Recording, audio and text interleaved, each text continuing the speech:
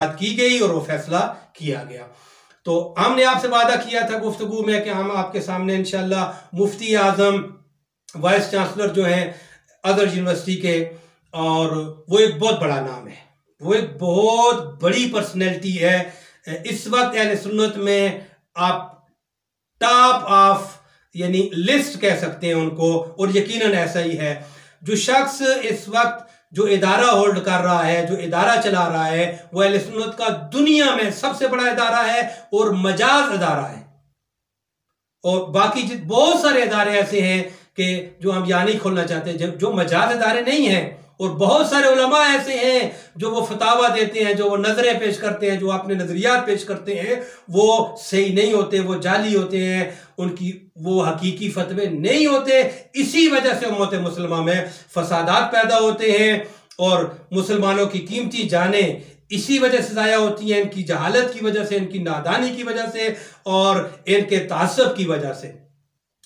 ہم وہ ویڈیو شامل کریں گے مفتی اعظم کی، مفتی اعظم ڈاکٹر الطیب جو کہ وائس چانسلر ہیں ازہر یونیورسٹی کے۔ ازہر یونیورسٹی اہل سنت کا سب سے بڑا ادارہ ہے اور وہ اس کے وائس چانسلر ہیں۔ وہ اس وقت علماء اہل سنت میں بزرگ ترین علماء میں ان کا علمی لحاظ سے ان کا مقام ہے، وہ مفتی اعظم ہیں۔ ان کی گفتگو، انہوں نے اپنی گفتگو میں وہ ساری باتیں کی ہیں۔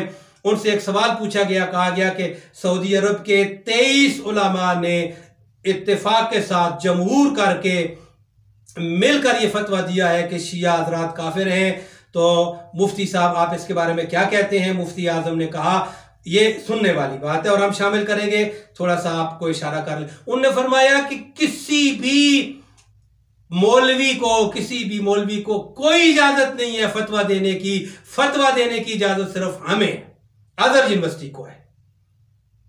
اس کے علاوہ جتنے فتوے بھی دیے جاتے ہیں، یہ مفتی صاحب کے جملے، وہ جعلی ہوتے ہیں، وہ باطل ہوتے ہیں، وہ مصنوعی فتوے ہوتے ہیں، ان کا حقیقت سے کوئی تعلق نہیں ہوتا۔ بس انہوں نے کہا کوئی ایسی بات نہیں ہے۔ 50 سال پہلے انہوں نے فرمایا، ہمارے جو چانسلر تھے شیخ محمود شلتوت ازہر یونیورسٹی کے، انہوں نے یہ فتویٰ دیا تھا کہ شیعہ فقہ بھی اسلامی ایک فقہ ہے، جس طرح ہمارے پاس فقہ حنفی ہے، فقہ مالکی ہے، فقہ شافعی ہے، فقہ حنبلی ہے، اسی طرح فقہ جعفریہ بھی ایک اسلام کی فقہ ہے۔ کہیں کسی قسم کا ان میں کوئی ایسا یعنی کہ غلط عقائد یا اسلام کے خلاف کوئی عقیدہ نہیں ہے۔ یہ اہل سنت کہہ رہا ہے، اور وہ اہل سنت کہہ رہا ہے جیسا یعنی کہ غلط عقائد یا اسلام کے خلاف کوئی عقیدہ نہیں ہے، یہ اہل سنت کہہ رہا ہے، اور وہ اہل سنت کہہ رہا ہے جو اس وقت دنیا میں جس کی اہل سنت علماء میں سب سے بڑی حیثیت ہے، جس کے ادارے کی سب سے بڑی حیثیت ہے، بلکہ فقط اسی کا ادارہ مجاز ہے یہ باتیں کرنے کا، فقط وہی عالم مجاز ہے یہ باتیں کرنے کا، جو مجاز عالم ہے اس وقت سب سے بڑا۔ ہم آپ کی خدمت میں پیش کریں گے، دیکھیں ان سے 5-6 کوسچن ہوئے ہیں، کتنا بہترین حقائق انہوں نے لوگوں تک پہنچائے۔ ہمارا مقصد بھی یہی ہے کہ لوگوں تک حقائق پہنچنے چاہیے، لوگ حقیقت کو دیکھیں سمجھیں، اس کے بعد تاکہ کوئی شخص جہالت میں اور نہ جانتے ہوئے کوئی قدم نہ اٹھائے۔ تو انہوں نے کہا کہ یہ جعلی فتوے ہیں۔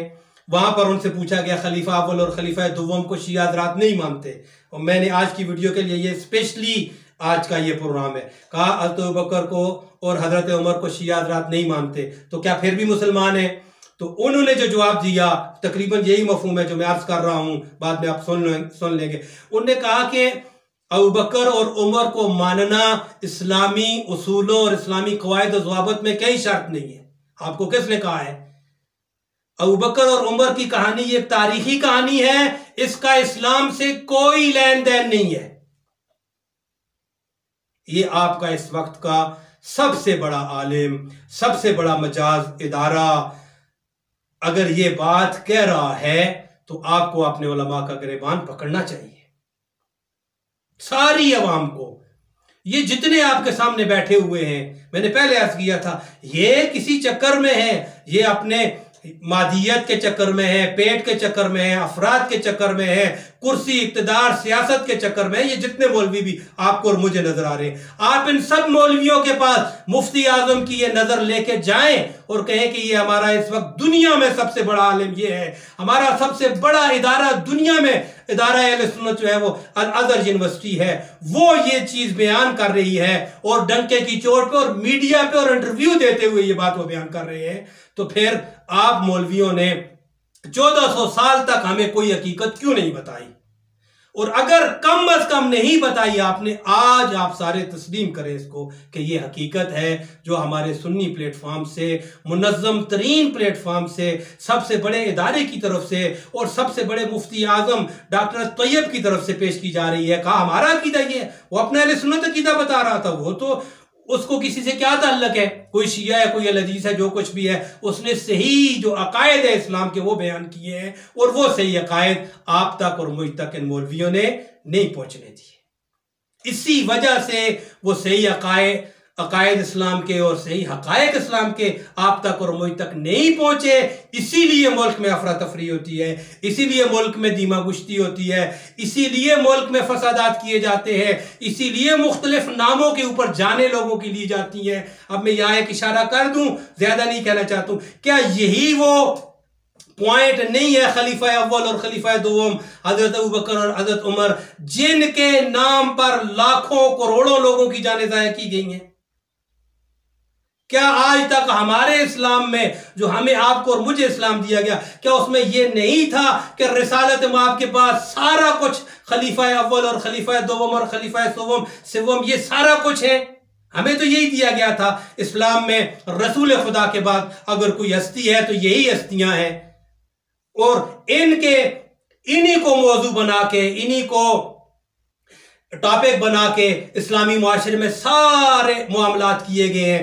فلاں خلیفہ اول کو نہیں مانتا، فلاں خلیفہ دوم کو نہیں مانتا، اور ابھی جو بیل پیش کیا گیا آپ دیکھیں اس میں یہی کہا گیا کہ اس ملک میں امن و امان اسی صورت میں ہو سکتا ہے اگر ان کو خلیفہ اول اور دوم اور سوم کو گالی نہ دی جائے۔ ہم نہیں کہتے، ہم نے پچھلی گفتگو میں کہا تھا، ہم تو کسی بھی نام کے انسان کو بھی گالی دینا ہمارے عقیدے، ہمارے سمرات پورے اسلام کے عقیدے کے خلاف ہے، قرآن کے خلاف ہے۔ وَلَا تُسُبُّوا الَّذِينَ يَدْعُونَ مِن دُونِ اللَّهِ، سورہ انعام کی آیت نمبر 108 ہم نے پچھلی اپنی گفتگو میں پیش کی تھی۔ وہاں پر خدا قرآن میں مشرکین اور کافروں کو بھی آپ کو اور مجھے اجازت نہیں دیتا کہ ہم ان کو گالی نکالیں۔ تو پھر یہاں پر کیا کیا گیا؟ ان کے نام لے کر ایک بہانہ بنا کر اور کہا گیا کہ ملک میں امن و امان تب ہوگا کہ جب یہ بل پاس کر دیا جائے گا۔ میرا سوال ہے، ابھی آپ نے بل پاس کیا ہے، ابھی آپ دیکھیں 4 اور 5 دنوں میں کیا کچھ ہوا ہے۔ توہین انہی 5-7 دنوں میں ہوئی ہے پیغمبر گرامی کی، انہی دنوں میں قرآن کی توہین ہوئی ہے، انہی دنوں میں پشاور میں حادثہ کیا گیا ہے، تقریباً 100 کے نزدیک جانیں شہید کیے گئے ہیں، لوگ ضائع کی گئی ہیں، کوئٹہ میں واقعہ کیا گیا ہے، تاندا میں واقعہ کیا گیا ہے۔ یہ سارے واقعات اسی بیل کے پیش کرنے کے ساتھ ساتھ کیوں پیش آئے ہیں؟ کیوں ملک کی حالت ایک دم سے متغیر ہوئی ہے؟ کیوں ایک دم سے حالات سارے تبدیل ہوئے ہیں؟ کیا سیاسیوں کے، کیا مذہبیوں کے؟ اب عوام پورے طور پہ غور کرے اور کبھی کسی پر اعتماد نہ کرے، اور عوام پورے طور پہ دیکھیں، ہر شخص کی قبر اپنی ہے، موت اپنی ہے، برزخ اپنی ہے، قیامت اپنی ہے، حساب کتاب اپنا ہے۔ خبردار کسی مولوی کی بات پر آپ یقین کریں، ہر مولوی جو بات بھی کہتا ہے اس کی تصدیق ضروری ہے۔ ہم آپ کی خدمت میں انشاءاللہ بطور صرف تحرک اور صرف یہ کہ ایک الارم ہو جائے، ایک حق کے لیے دستک ہو جائے، ہم آپ کے لیے 2 ویڈیو پیش کریں گے انشاءاللہ آج کی اس گفتگو میں۔ ایک ڈاکٹر مفتی اعظم طیب ازہر یونیورسٹی کے جو وائس چانسلر ہیں ان کی، اور دوسرے بھی جو سکالر حضرات ہیں اہل سنت کے، ڈاکٹر علی کا گروپ جس میں مفتی فاروق صاحب نے اپنے بیانات دیے ہیں، آپ ان کو دیکھیں اور حقائق تک جائیں، پھر آپ محسوس کریں گے اسلام کیا ہے، دین کیا ہے، اس کی حقیقت کیا ہے، اور یہ ملا ملوانٹے اور یہ ملوانے اور یہ مولوی ہمیں کس طرف لے کے جا رہے ہیں اور کیوں لے کے جا رہے ہیں۔ آپ انشاءاللہ آپ کے ذہن میں یہ سوال بھی پیدا ہوگا اور اس کا جواب بھی آپ کے ذہن میں انشاءاللہ آ جائے گا۔ والسلام ورحمۃ اللہ وبرکاتہ۔ تو آئے ناظرین، بڑھتے ہیں اپنے خاص خبر کی طرف۔ ہماری یہ خاص خبر ہے اس فتوے سے متعلق جس نے عالم اسلام کو غور و خوض کرنے کے لیے اور فکر کرنے کے لیے مجبور کر دیا ہے۔ جی ہاں ناظرین، ہم بات کر رہے ہیں مصر کے الازہر کے مفتی و عالم ڈاکٹر الطیب کے دیے گئے فتوے کے متعلق، جنہوں نے اس فتوے میں شیعہ اور سنی حضرات کے درمیان پیدا ہونے والی غلط فہمیوں کے نہایت ہی امن اور صبر کے ساتھ تمام جوابات دیے ہیں۔ اس فتوے سے متعلق یہ بھی بات بتائی جا رہی ہے کہ یہ فتویٰ عالم اسلام کے لیے نہایت ہی تاریخ رقم کر دینے والا ہے، ساتھ ہی ساتھ ہر کسی کو آج ضرورت ہے اسے سننے اور اسے سمجھنے کی۔ جی ناظرین، ہم بات کر رہے ہیں پچھلے دنوں ایجپشن چینل پر دیے گئے انٹرویو میں بتائے گئے وہ تمام سوالات کے جوابات جنہیں دیے تھے الازہر کے مفتی و عالم ڈاکٹر الطیب نے، اور اس ٹی وی چینل پر پوچھے گئے یہ سوالات اور ان کے جوابات کچھ اس طرح تھے۔ پہلا سوال، آپ کے مطابق کیا شیعہ عقائد میں کوئی پریشانی نہیں ہے؟ الطیب نے کہا بالکل نہیں، بلکہ 50 سال پہلے شیخ محمود شلتوت جو کہ الازہر کے چانسلر بھی تھے، انہوں نے یہ فتویٰ جاری کیا تھا کہ شیعہ فقہ اسلامی فقہوں کا 5واں فقہ ہے، جیسے 4 فقہ اسلام میں پہلے سے ہی موجود ہیں۔ دوسرا سوال، ہمارے بچے شیعہ اسلام سے کافی متاثر ہو رہے ہیں، اسے اپنا رہے ہیں، ایسے میں ہم کیا کریں؟ ایسے بچوں کو اس فقہ کو اپنانے دیں، انہیں تبدیل ہونے دیں۔ کیا ہم کچھ کہتے ہیں جب کوئی مالکی یا حنفی جماعت کو چھوڑ دیتا ہے؟ یہ بچے بس 4تھے فقہ کو چھوڑ کر 5ویں فقہ کو اپنا رہے ہیں، جو کہ لائق تنقید نہیں ہے۔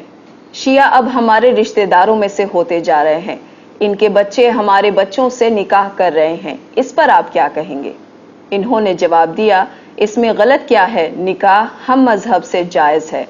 پھر سوال کیا گیا، ایسا کہا جاتا ہے کہ شیعہ حضرات کے پاس الگ قرآن مجید ہے۔ اس پر انہوں نے جواب دیا، یہ تمام دقیانوسی باتیں ہیں اور غلط فہمیاں ہیں، اور نہ ہی ان کا قرآن ہم سے الگ ہے، اور نہ ہی ان قرآن کی سورہ الگ ہیں ہماری قرآنی سوروں سے۔ 23 سعودی عرب کے علماء نے فتویٰ جاری کیا ہے کہ شیعہ کافر ہیں۔ الطیب نے جواب دیا، مسلمانوں کے لیے فتوے جاری کرنے کی الازہر کے پاس ہی اتھارٹی ہے، اس لیے اس کے علاوہ جاری ہونے والے سارے فتوے بے معنی اور جعلی ہیں۔ تو پھر آخر فرق کہاں باقی رہا؟ شیعہ اور سنی میں کیا فرق ہے اور ان کے کیا معنی ہیں؟ الطیب کا جواب تھا، یہ تفرقات بیرونی سازشوں کی پالیسیز ہیں جو شیعہ اور سنی حضرات میں فساد پھیلانا چاہتی ہیں۔ ان کا اگلا سوال، میرے پاس نہایت سنجیدہ سوال ہے، اور وہ یہ کہ شیعہ حضرات ابو بکر اور عمر کو نہیں مانتے، تو پھر آپ کیسے کہہ سکتے ہیں کہ یہ مسلمان ہیں؟ الطیب نے جواب دیا، ہاں یہ حضرات نہیں مانتے، پر کیا ابو بکر اور عمر کو ماننا اسلامی قوانین میں شامل ہے؟ ابو بکر اور عمر کی کہانی تاریخی ہے، ان کا اسلام کے بنیادی عقائد و قانون سے کوئی لینا دینا نہیں۔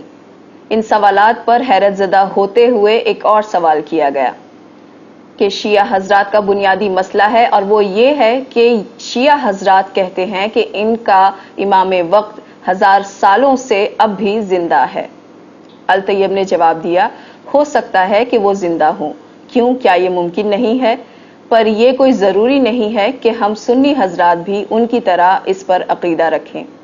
آخر میں ان سے سوال کیا گیا، امام محمد تقی علیہ السلام کے حوالے سے رپورٹر نے پوچھا کہ شیعہ حضرات کا یہ بھی ماننا ہے کہ ان کے ایک امام کو امامت 8ویں سال میں ملی، کیا یہ ممکن ہے کہ 8 سال کے بچے کو امامت ملے؟ الطیب نے جواب دیا کہ اگر ایک نومولود بچہ نبی بن سکتا ہے جسے ہم نبی عیسیٰ کے نام سے جانتے ہیں، تو ایک 8 سال کے بچے کا امام بننا کیا مشکل و ناممکن ہے؟ اور یہ بات کوئی عجیب بھی نہیں، حالانکہ ہم اہل سنت حضرات اسے تسلیم نہیں کرتے، پر شیعہ حضرات کا یہ عقیدہ اسلام سے باہر کا نہیں ہے، اور نہ ہی اسلام کو اس سے خطرہ ہے، اور یہ حضرات مسلمان ہیں۔ اور اس طرح الازہر کے مفتی و عالم نے ان تمام جوابات کے ساتھ یہ ثابت کر دیا کہ اسلام میں صبر و تحمل اب بھی باقی ہے، اور اس میں اتحاد دنیا کے سامنے لانا نہایت ہی ضروری ہے۔